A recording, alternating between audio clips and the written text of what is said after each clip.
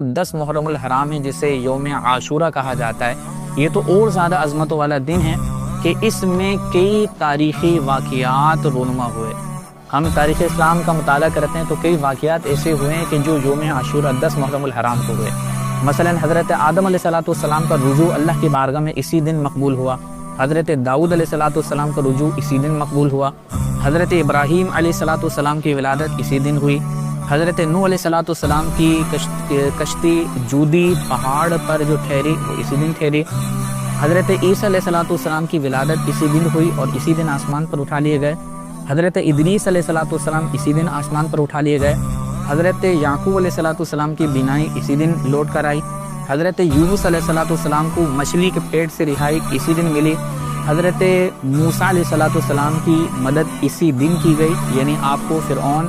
اور فرعونیوں سے نجات ملی، حضرت سلیمان علیہ السلام کو بادشاہت اسی دن ملی۔ تو خلاصہ یہ ہے کہ یہ 10 محرم الحرام یوم عاشورہ وہ دن ہے کہ جس میں بہت سے تاریخی واقعات ہوئے ہیں، اس اعتبار سے یہ بڑا عظمت والا دن ہے۔ اور پھر ایک بڑا واقعہ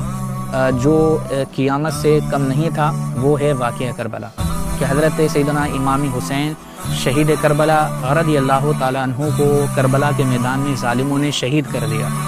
تو ویسے تو تاریخ میں بہت سارے واقعات ہوئے، لیکن ماہ محرم الحرام اس واقعہ کربلا سے اتنا معروف ہو گیا، اتنا زیادہ مشہور ہوا کہ جب بھی ماہ محرم الحرام کا لفظ ہمارے ذہن میں آتا ہے فوراً حضرت امام حسین رضی اللہ تعالیٰ عنہ کی قربانیاں،